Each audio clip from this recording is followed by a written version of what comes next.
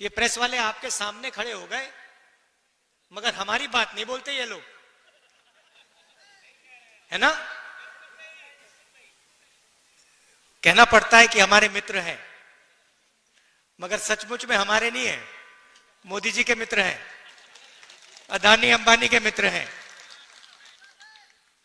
क्योंकि जो जनता की बातें होती हैं तो लिखते नहीं है, दिखाते नहीं है। आपने कभी देखा है टीवी पे किसान की बात होए, मजदूर की बात होते हुए टीवी पे देखा आपने कभी? महंगाई के बारे में सुना? कभी नहीं। मगर अदानी अंबानी जी की शादी दिखाएंगे, ये डांस गाना होगा वहां पे, 10-15 करोड़ की घड़ी होगी, वो सब दिखाएंगे। मगर इनका काम सरकार पर दबाव डालने का होता है। इनका असली जो काम होता है, अगर सरकार कुछ गलत काम कर रही है तो ये रखवाले होते हैं। मगर आजकल ये काम नहीं कर रहे हैं अपना। तो सबसे पहले मैं आपका स्वागत करना चाहता हूं। आप यहां आए, हमारी बात सुनने आए, दिल से आपका धन्यवाद करना चाहता हूं। 1857 की जो क्रांति थी, उसमें राणा बेनी माधव जी का जो रोल था और बीरा पासी जी का जो रोल था, उसको आज हम याद करते हैं। उनकी मूर्ति का उद्घाटन किया। और अभी मैं कह रहा था, जिन्होंने मूर्ति बनाई कहां है? लखनऊ से आए हैं। मैंने कहा कि बहुत सुंदर मूर्ति आपने बनाई है, तो आपका भी हम रायबरेली आपका धन्यवाद करता है।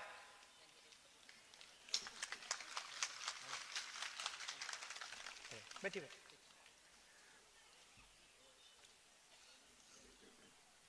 तो ये जो क्रांतिकारी काम किए थे, इसका नतीजा हमारा कॉन्स्टिट्यूशन, संविधान है। ये सब लोग जो अंग्रेजों से लड़े, जिन्होंने अपनी जान दी, जेल में गए, संविधान के लिए लड़े, संविधान के लिए लड़े। और अगर हिंदुस्तान में गरीबों की आवाज है, मजदूरों की, किसानों की आवाज है, छोटे व्यापारियों की आवाज है, तो संविधान के कारण वो आवाज है। ये हिंदुस्तान की जनता की आवाज है। गांधी जी, अंबेडकर जी, नेहरू जी ने ये संविधान दिया, जेल गए, अंग्रेजों के खिलाफ लड़े। उससे पहले माधव सिंह जी लड़े, पासी, बीरा पासी जी लड़े, मगर सारे के सारे इसके लिए लड़ रहे थे। और आज जो लोग हमारी सरकार में बैठे हैं, वही इसका आक्रमण कर रहे हैं। मैंने मीडिया की बात उठाई।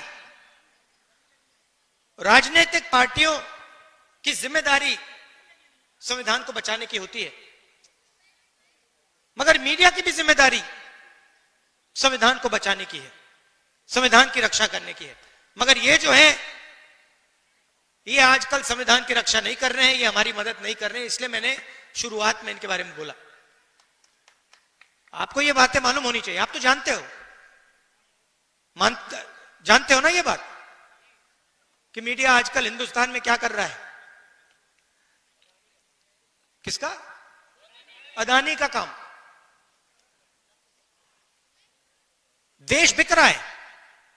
एयरपोर्ट्स, पोर्ट्स, इंफ्रास्ट्रक्चर, कोल, रेलवे, सारा का सारा बिक रहा है। कांग्रेस पार्टी लड़ रही है, मैं लोकसभा में लड़ रहा हूं, सड़कों पे लड़ रहा हूं, कांग्रेस पार्टी लड़ रही है, मगर मीडिया वाले हमारी मदद नहीं कर रहे हैं। कोई प्रॉब्लम नहीं है, हम लड़के जीत के दिखाएंगे आपको। देखिए, दो तीन चीजें आपसे मैं कहना चाहता हूं, दो तीन चीजें मैं आपसे कहना चाहता हूं। कन्याकुमारी से कश्मीर तक कांग्रेस पार्टी के लाखों लोग चले। यात्रा में हमने एक नारा दिया, नफरत के बाजार में मोहब्बत की दुकान खोलनी है। बटा हुआ देश, हिंसा में, नफरत में डूबा हुआ देश कभी प्रगति नहीं कर सकता है।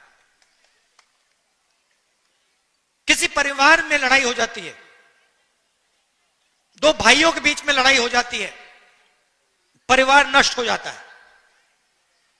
आप सोचिए, अगर देश के बीच में लड़ाई हो जाए तो कैसे प्रगति हो सकती है।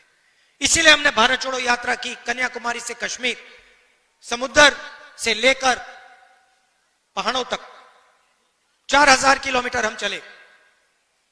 और देश में हमने, कांग्रेस पार्टी ने, हम सब ने मिलकर मैसेज दिया कि यह देश भाईचारे का देश है, मोहब्बत का देश है, नफरत का देश कभी नहीं हो सकता। तो पहली बात आपको मैं ये कहना चाहता हूं, ये बीजेपी के लोग और खास तौर से जो हमारे यहां युवा हैं, मैंने देखा एनसीसी के यहां लड़के और लड़कियां हैं, जब भी कोई हिंदुस्तान को बांटने का काम करता है, एक धर्म को दूसरे धर्म से लड़ाता है, एक भाषा को दूसरी भाषा से लड़ाता है, एक जात को दूसरी जात से लड़ाता है, आपको रोकना पड़ेगा। आप इस बात को एक्सेप्ट नहीं कीजिए कि इस देश में नफरत होगी। यह मोहब्बत का देश रहा है और यह मोहब्बत का देश रहेगा।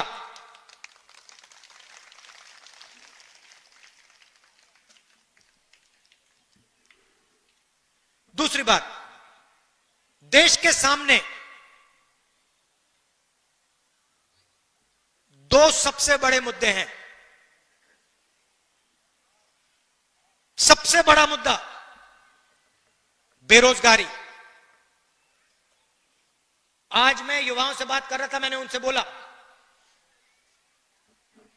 ऐसे टेंट में बात हो रही थी, मैंने उनसे पूछा, देखो, मैंने उनसे पूछा, देखिए आप लोग सब पढ़ाई कर रहे हो, आप डिग्री ले रहे हो, ठीक है, आपको डिग्री मिल गई, हाथ उठा के मुझे दिखाओ,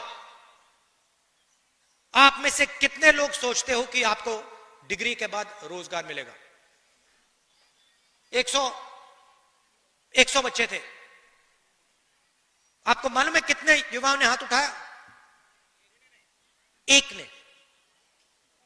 100 में से एक लड़के ने हाथ उठाया, बाकी ने हाथ नहीं उठाया। 100 में से सिर्फ एक युवा सोचता है कि उसको रोजगार मिलेगा। और जब मैंने उससे पूछा तो उसने कहा, मैं कहीं ना कहीं रोजगार ढूंढ के निकालूंगा। मगर 99% युवाओं ने बात एक्सेप्ट की कि आज के उत्तर प्रदेश में, आज के हिंदुस्तान में उनको रोजगार नहीं मिलेगा। दूसरा मुद्दा महंगाई। दो हिंदुस्तान बन रहे हैं, एक अरबपतियों का, 20-25 लोग हैं, अदानी, अंबानी, लाखों करोड़ रुपए, जो भी उनको चाहिए उनको मिल जाता है। कोरोना के समय 1 लाख करोड़ रुपए का बैंक लोन माफ हुआ उनका, 16 लाख करोड़ रुपए उनके बैंक लोन माफ हुए हैं। और दूसरा हिंदुस्तान, आपका हिंदुस्तान, हमारा हिंदुस्तान, मेहनत का हिंदुस्तान, मजदूरों का, किसानों का, बेरोजगार युवाओं का हिंदुस्तान। हमें ये दो हिंदुस्तान नहीं चाहिए, एक हिंदुस्तान होना चाहिए। अगर वो सपना देख सकते हैं तो आपको भी सपना देखना चाहिए। ये नहीं कि अंबानी का बेटा, अदानी का बेटा जो भी सपना देखना चाहता है देखता है, और किसान का बेटा प्राइवेट यूनिवर्सिटी में मेहनत करने के बाद, लाखों रुपए देने के बाद रोजगार नहीं पा सकता। ऐसा हिंदुस्तान हमें नहीं चाहिए। यहां हम कैसे पहुंचे? नरेंद्र मोदी जी ने नोटबंदी करके, गलत जीएसटी लागू करके छोटे व्यापारियों को, स्मॉल मीडियम बिजनेस वालों को खत्म कर दिया है। यह पॉलिसी सिर्फ नरेंद्र मोदी जी की नहीं थी, यह पार्टनरशिप है। नरेंद्र मोदी जी ने और अदानी अंबानी जैसे लोगों ने ये पॉलिसियां छोटे व्यापारियों को, किसानों को, मजदूरों को खत्म करने के लिए बनाई है। और नतीजा आपको दिख रहा है। उत्तर प्रदेश के युवाओं को रोजगार नहीं मिल सकता। अगर आपको रोजगार चाहिए, उत्तर प्रदेश में छोड़ दीजिए। हां, तेलंगाना में, कर्नाटक में मिल सकता है, वहां जाके आप मजदूरी कर सकते हैं, मगर उत्तर प्रदेश में आपकी सरकार आपको रोजगार नहीं दे सकती है। और यह सच्चाई है, इस बात को एक्सेप्ट करना ही पड़ेगा। तो यह लड़ाई है। एक तरफ कहते हैं 400 पार, 400 पार के बाद हम संविधान बदल देंगे। हमने कहा हम देखेंगे कैसे संविधान बदलोगे तुम लोग। चुनाव के बाद मोदी जी ने संविधान यहां लगा दिया था।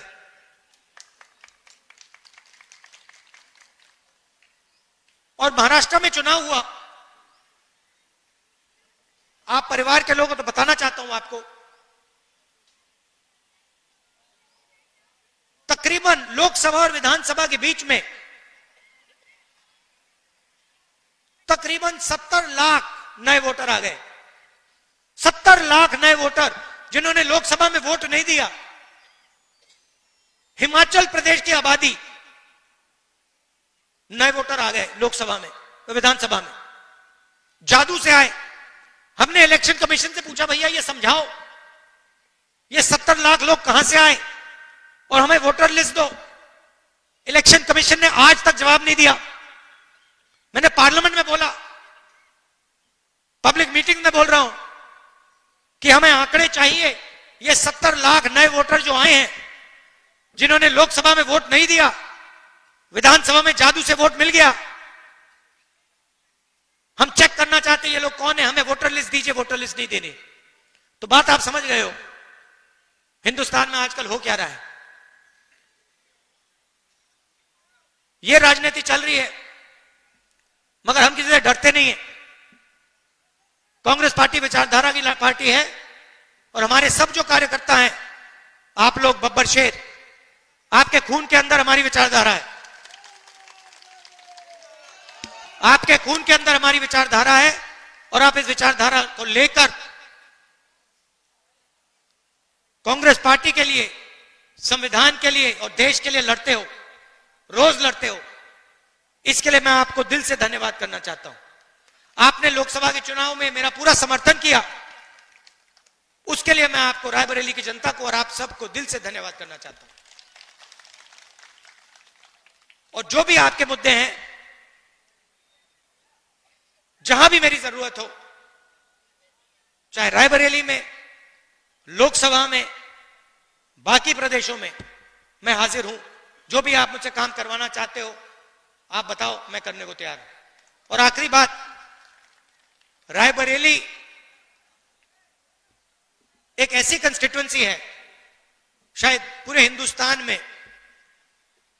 जिसके 2 सांसद हैं। एक मैं हूं और एक प्रियंका है। तो कभी कभी उसको भी यहां बुला लिया करो। वो मुझे वायनाड बुलाती है, मैं जाता हूं। रायबरेली के भी वो सांसद हैं, उसको भी यहां बुलाया करो आप। बिल्कुल। और आप सबको बहुत बहुत धन्यवाद और मेरा प्यार।